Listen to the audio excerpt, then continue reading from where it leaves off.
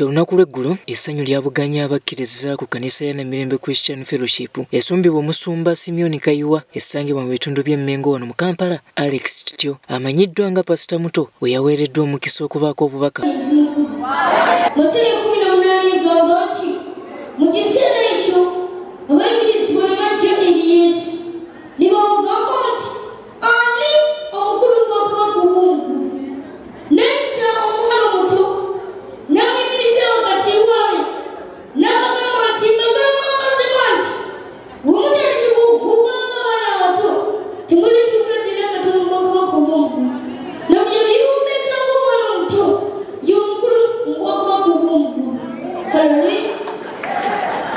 Mu kuyigiriza kwe wakati mu nduulu ey'olulekereke ono yasabye abakkiriza okulekeraawo okunyoomanga abaana abato kubanga mu bo Katonda mwayita okukola ebyamagero era bw'atyo n'abasaba okutwala ebigambo bye nga bya nkizo.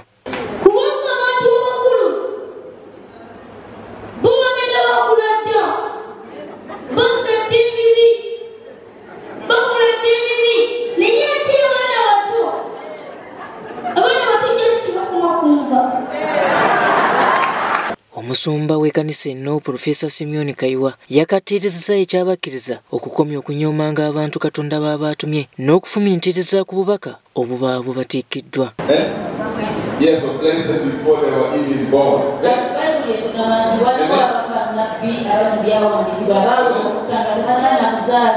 Mu kaseera kano omuvubuka ono agenda atalaga ebifo eby'enjawulo ng'akunga abantu okujja okwetaba mu kusaba okw'ennaku nnya kwategese ku kkanisa gy'asumba eya God is Able esangibwa e Manyangwa mu bitundu by'e Gayaza. Okusaba kuno kugenda kutandika ng'ennaku z'omwezi 28 paka nga 31 omwezi guno. Mukama atukoze bulungi nnyo n'atuwa abaami bano aba Boda Boda. Nze mbadde simanyi nti balina endowooza eyo.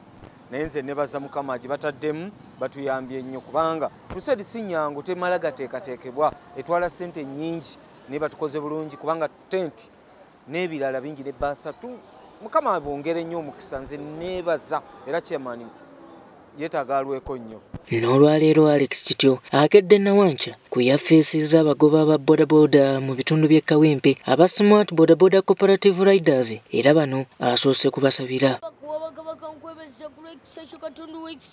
Nkwebeza kabaka kulubuyinza bo nkwebeza kululunaku luneeno kabaka nkwebeza kulukukuma abaami bano n'abakyala baneno mbasabira omukisa kabaka.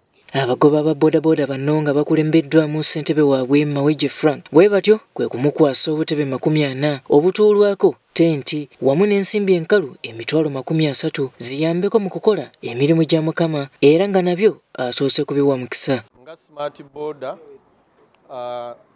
twagadde okuwa obuyambi eri omulimu gwa Mukama ku lwa Pasita Muto akulwa crusade gyategese nga 28 aye tetukomye ku ekyo ne tukwata ne baasa ku lwa Smart Boda ku lw'obuyambi obulala obutali bwa tenti na butebe okudduukirira crusade ey'omulimu gwa Katonda. Abawe nnyo omukisa ku lw'obutebe bwe mumpadde nsanyuse nnyo era Boda Boda zineno zigenda tambula.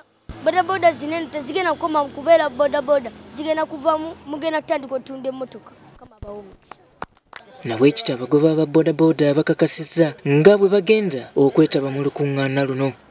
Kuba tukimanyi bulungi nnyo nti abantu bakuŋŋaanira abangi Mukama abaawo so aba Boda Boda mwena tetusigalayo ku olwo guno mukisa osanga Katonda yayitidde mu Pasita Muto okutubbulula nga abavuzi ba Boda Boda. Kati Katonda mwene bw'abanga yayimiridde ku mwana n'atulangirirako ekyo ekigambo mu linnya lya Yesu nange nkikola ki nkitwala.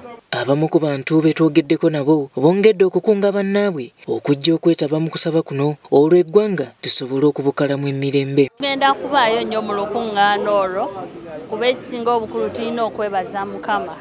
Kyemmanyi kyekigendererwa ky'olukuŋŋaana olwo era tujja kubaayo tusinze Mukama era tumuweereze. Ndakugenda Katonda ayita nnyo mu abaana abato era nzikiriza nti we nnaagenda ebyange byonna bijja kuddibwamu.